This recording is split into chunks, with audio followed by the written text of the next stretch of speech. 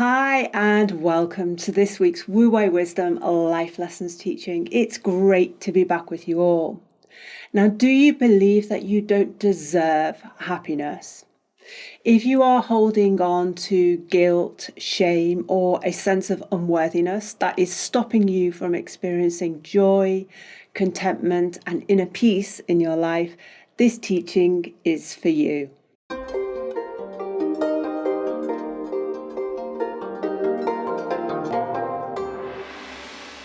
Okay, David, so this belief, I don't deserve to be happy, what's the kind of origin or the foundation of this? It's a really good subject, Alex, because it allows us to think about the process that I do with my clients called the golden thread process.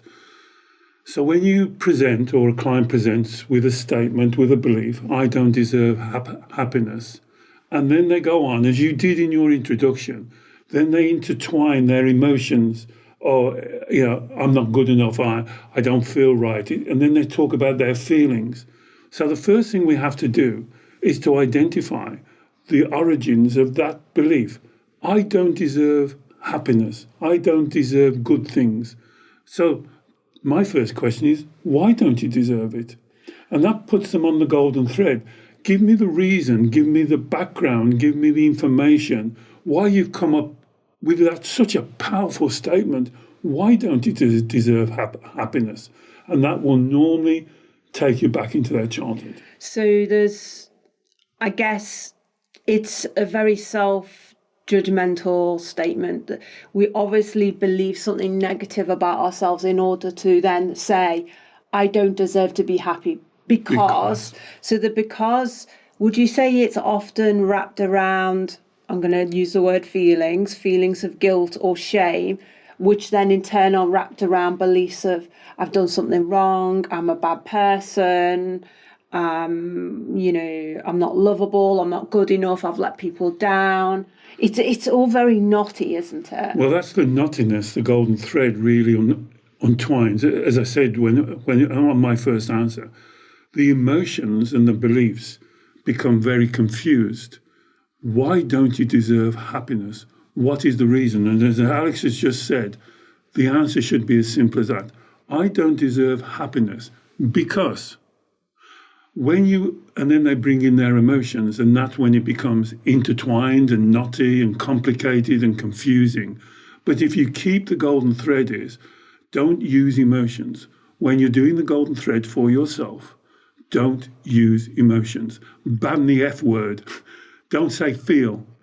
And so the answer should be, as Alex has just explained, I don't deserve happiness because. Now, it will normally end up with something like, I don't deserve happiness because I wasn't loved, because I was abandoned, because I didn't get what I wanted as a child, because I wasn't nurtured, because I don't believe I have value. And if you keep it to a very plain, simple thing and don't let it become entwined. When I do the golden thread with my clients and they say, I've tried to do it myself and it doesn't work, it's because they brought in their emotions. Okay, so an example of that, rather than saying I don't deserve happiness because I feel so guilty or I feel ashamed or I feel I'm a bad person, what you're saying is change the narrative to I believe I'm a bad person. That's right. I believe I'm not good enough, because then you can then do the golden thread questioning again and say, why do you believe you're not good enough? And that's where I would say many people who see the value in the golden thread and try it for themselves and it doesn't work. So if they say, I believe I don't deserve happiness because I believe I'm a bad person, then the next question is very easy. You could say to yourself, why do you believe you're a bad person? Then very quickly, within 3 or 4 of those self-inquiry questions, you get down to the root, which is the inner child. The real examples of why you are holding on to this profoundly negative belief that I'm not good enough as a person. So behind all the feelings of guilt and shame and unworthiness is a belief, I'm not good enough, I'm not up to standard, I've let people down. And that though that mode of thinking comes from things that have happened in our lives. And as you say, for most people, would you say most of your clients, it's stuff that's happened in childhood? I would say you can't say 100%, but it's a structure of belief that they created. And I've said many times, this period in our childhood between around 6 years old and 9 years old, I'm not being precise, but around that type of area, almost is the foundation of our beliefs. So what happens is when we're a child, we use, quite rightly, quite normally, quite naturally, we use our emotions. And then our emotions and our beliefs become so complicated and intertwined is we don't understand. Are we talking about a belief, what we believe, or are we trying to express an emotion? And that's why another core teaching that we almost say, and I say on every video, and I don't apologize for repeating this, you are the creator of your emotions. I am not saying you shouldn't create emotions. I'm not saying emotions are wrong, but you have to be accountable for your emotions. Because if you keep on just explaining your emotions, I'm not a good person because I feel guilty, you're just telling me a feeling. Rather than say, I'm not a good person, I don't deserve happiness because I believe I'm guilty.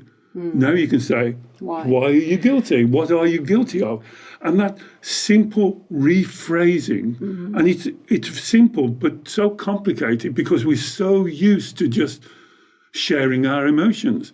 Because I feel guilty, because I feel ashamed, because I'm ashamed. Why are you ashamed? What are you ashamed of? And that simplifies the golden thread. You know what, David, as well, this belief that you're unworthy or you're not up to standard or you're not good enough. I agree definitely that it begins in childhood, but I think a lot of people don't realize that it goes that far back because, for example, someone may say, coming to you the first time, I feel guilty because, my wife says I'm not a good husband, I'm not a good father to our children. I feel guilty or I don't believe I'm good enough because I'm never up to the standards of my peers and kind of people kind of laugh at me. So they're saying this is like they're giving you adult examples, but actually the origin of this unworthiness stems from much further back from childhood. And then it's like we say on all our teachings, once the belief is embedded in childhood, then we kind of play it out into our adult life. So if we believed our parents thought we weren't good enough, then we play out the same dynamic in our adult relationships, say with our partners or our family when we get older.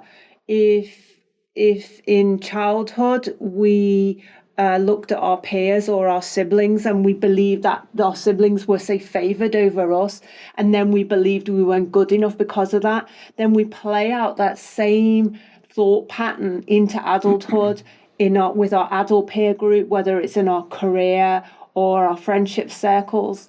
So, of course, it's easier to draw on examples from recent times, but actually to deal with this problem, as you say, we have to go way back to the first incident or incidences in childhood. And that's why I believe, and my practice is the golden thread, is so powerful and so direct. Because when you cut through all of the confusion, then you start to hear phrases like, oh, it's my nature. Oh, it's the way I am.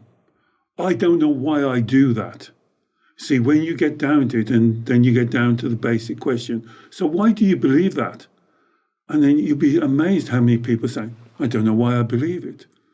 If you think about that statement, you have a fundamental belief, as Alex has just explained, that's affecting every part of your life, your relationships, your career, your own self-worth and being, and you don't know why you believe it. And this is the contradiction that you have to get down, because you can't escape accountability. If you have a belief, then understand why you want to hold on to that belief, because that's what you're doing. you are choosing to hold on to that belief. I've just had a client who said to me, well, how do I this is stupid, this is rubbish, this doesn't make sense. And then they said something very important. How do I let go? And that's what I call a victim statement. Because the real statement is, why am I choosing to hold it? Why am I making that choice? And the client said, well, I'm not making the choice. But you are making the choice. And that's the accountability. You are choosing to hold on to that belief. And there must be a reason why you're doing that. And until we find that reason and unpick that reason, then it does become natural to hold on to it because it's familiar, it's what you're used to it. And in a way, it's easier. Isn't that a strange thing to say? Something that really is affecting your life negatively becomes almost easier, familiar, something that you do without thinking. And that's the kind of the shield you have to break through. So, David, I get that you're saying it's illogical and unhelpful and unhealthy and detrimental to hold on to this belief. And even if we identify it, and as you say, this is crazy. Why am I still holding on to this? Why am I still allowing this belief to affect me, affect my ability to experience happiness? It's that stubborn inner child part of our psyche that's holding on to this belief.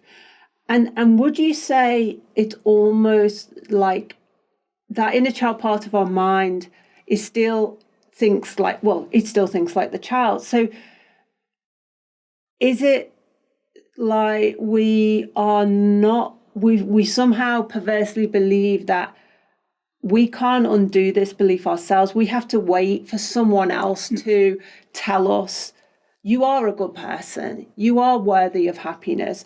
I do forgive you. You're not a bad person. It is that inner child part of our mind almost waiting for whether it's the parent, whether it's the family member, whether it's the teacher, whether it's our peers when we were younger who we believed criticized us.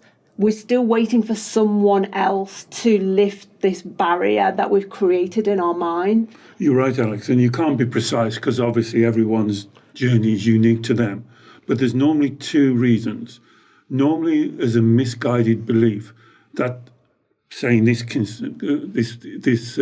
that believing you don't deserve it, somehow protects you. Yeah. If you think the worst, then you can't be hurt. And so this goes back to a basic teaching. Do you really believe that you create your emotions? Or do you believe that somebody else is creating an emotion in you?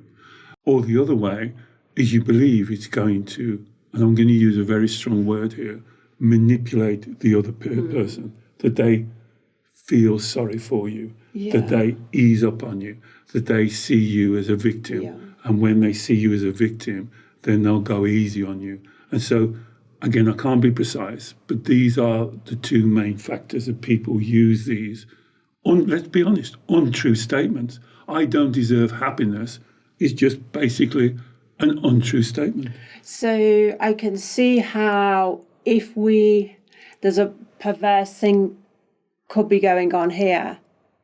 Like, if I believe I don't deserve happiness, then I've already downgraded myself. So then if someone rejects me, if someone criticizes me, if someone in any way judges me negatively, compares me, or if I'm kind of disappointed in any way, it's like I'm already prepared for it. Exactly. I've already hurt myself. I've already downgraded myself. I've already told myself, you don't deserve this anyway. So that when the unpredictable happens of things we can't control, of people criticizing us, rejecting us, the impact is less. I mean, that's perverse, but I can see the inner child perverse logic to why we may do that. And you've hit the nail right on the head.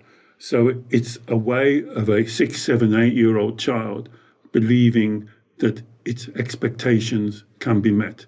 It's perverse, but over the time and with the complications of emotions, this goes back to what I said earlier, when you start to bring the layers of emotions in there, it's almost like you're burying it deeper and deeper, and it gets harder to get at. And again, I'm going to put forward the golden thread. The golden thread cuts through that. Separate your emotions from your beliefs. Let's get to the core of your emotions. What do you believe? Why do you believe it? Don't give me an emotional feeling. Tell me why you believe it. And then it will go down and you hit the nail on the head. It becomes perverse. And so another saying that we say in our model, you cannot change what you don't understand. So the golden thread allows you to understand it. You can't change what you don't understand and accept. That's the next step. Do you accept it as to be illogical? And so even with my clients, when they say the word that you say, this is illogical, this doesn't make sense, do you accept it? And they find that very difficult because they've built their life on this logic, and they have to admit they're wrong. And the inner child doesn't like to admit it's wrong. Because also your life, your relationships, the way you handle yourself in relationships, keeping people at a distance, never getting too heavy or too close with people, or always putting up protective barriers. It's like once you let go of the reasons for doing all that, then I guess we can feel very exposed. Then you go back to a feeling. That's the inner child talking. I feel vulnerable. I feel exposed. Now I'm going to be criticized. Now I'm going to be disappointed. Now I'm going to hurt people. But this is the inner child's narrative. And so we're talking a lot about the Wu Wei wisdom techniques, and then you go back onto the carousel of despair, because now you're bringing a feeling. Oh, I'm going to feel exposed. Oh, I'm going to feel abandoned. Oh, I'm going to have no one as in my life. I'm going to be lonely. Then you're on the carousel again, and you see how it keeps you trapped. And that's why this work is so vitally important, because to get you off the carousel, to be accountable and responsible, to live your life absolutely connected to your Shen nature. And I guess this is where we're going to go, because how do you stop this? You have to understand that we have something much more profound. And again, I think this is what we're talking a lot about the Wu Wei wisdom model today, but I think this is what makes the Wu Wei wisdom model differently, that we have a profound Shen spirituality, a spirituality of truth, honesty, and integrity. And that's what cuts through it, that you don't believe that, you don't believe that we have a spirituality, you don't believe that we have an innate worth and value, which again, a lot of my clients, we would spend a session, do we have an innate worth and value, or does that have to be given to us by our parents? I believe we have an innate worth and value, as I say on many videos, and people repeat it to me, they find it funny. But when you come into the world as a child with the umbilical cord still attached, the midwife doesn't hold up the child and says, quick, can somebody give this child some value and worth? The child already has it. It's our birthright. Now, do you believe that about yourself? And again, this can be the confliction, because the inner child now either has to reject that, and if he believes it, then he can't believe it doesn't deserve to be happy. And so these are the, whatever you want to call them, the pressure points that you have to deal with. And I think fundamentally we have to own and take responsibility for the fact that it is up to us to believe that we have value. It is up to us to accept that experiencing green light feelings of happiness, joy, inner peace, contentment is our birthright. To reject the idea that we need approval or forgiveness or validation from our parents, our family, our peers, our bosses, in terms of our intrinsic value and happiness. Of course, people can offer us advice. Of course, people can critique our work. But what we're talking here is about intrinsic value and the intrinsic nature of our human experience, that we are supposed to experience a flow state which has green light feelings of happiness, calm, peace, excitement, love, all those things. And that to deny ourselves that through holding on to outdated misunderstood, misguided beliefs is doing ourselves a disservice. So really what we're talking about is what would be a normal session for me as working with a client. So you get them to that position and then they say things like, I say, does your child, when your child was born, did they have value? And they say, yes, of course it does. My child is valuable. So what's different about you? Then they go into a really ridiculous position. I'm the only one that doesn't have value. Value has to be given to me. And so they can't defend that position. But you have to expose it to them so they understand. And then do they accept it? Do they want to accept it? Now, it's very difficult because even though, as obviously, they've booked a session and paid money to me to try and change it, do you really want to change it? Because changing it means you have to change a fundamental belief. Yeah. And if you change that fundamental belief, you have to admit, and then you have to have humility to admit that you've been wrong. Yeah. That belief was wrong. That belief has led you onto the carousel of despair. That belief has led you to having whatever it is, anxiety, depression, wrong beliefs, living a life of stress, never being happy, never meeting your expectations. But when you trace it down, it always comes down to that core. And it's that core, all of our videos, starting from different subjects. And we often say, don't we, is it going to be the same thing? When Alex chooses a subject, I don't know the subject. I never know until we start talking. We don't prep. We do this live, as you can see. But it comes down to the same thing. It always comes down, what's that old saying? All roads lead to Rome. It always comes down to the same thing. Do you believe that you have innate, inherent value and worth? Do you believe that that's your birthright? Now, I would call that your spirituality. So I'm not talking about external. I'm not talking about gods. I'm not talking about religion. This is Taoism. Do we believe that to be innate for us?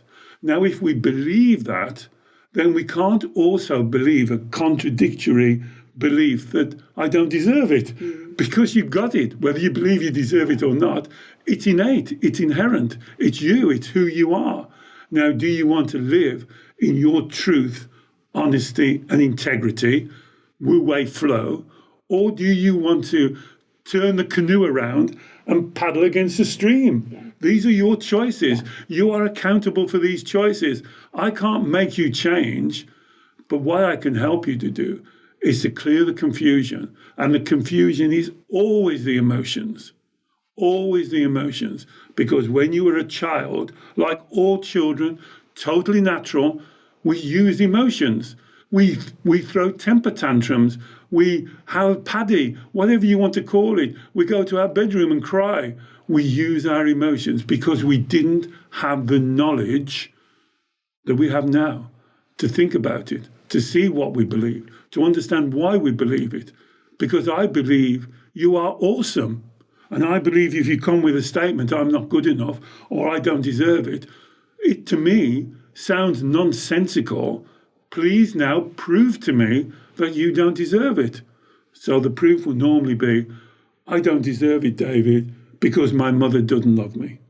Well, that doesn't mean you don't deserve to be happy.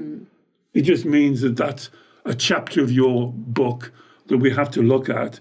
I'm very sorry that you believe your mother doesn't love you, but that doesn't in any way affect your inherent worth and value. Oh, wonderful. And you know, David, what I think is so powerful about this teaching is that it's so much within our control. This shift into happiness and joy and inner contentment, because it's 100% about self-responsibility. It's 100% about self-acceptance. It's 100% about self-compassion and doing the work, doing the inner child reparenting work. And I will put links in the show notes to our inner child teaching playlist, as well as our self-love and relationships playlist. And there's plenty more teachings on there to help you with this topic. Can I just say one more before you finish?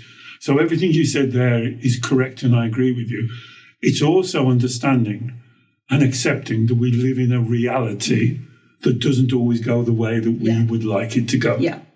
And those challenges, those difficulty, those ebbs and flows, I would say when you look at them correctly, they are not something to beat you down. They are something to give you an opportunity to grow. Wonderful, David. Thank you. And next week, David is producing a beautiful new guided meditation on exactly this subject of experiencing and valuing yourself and having so much more happiness in your life. So please do tune in for that meditation. I really, really hope you enjoyed this teaching.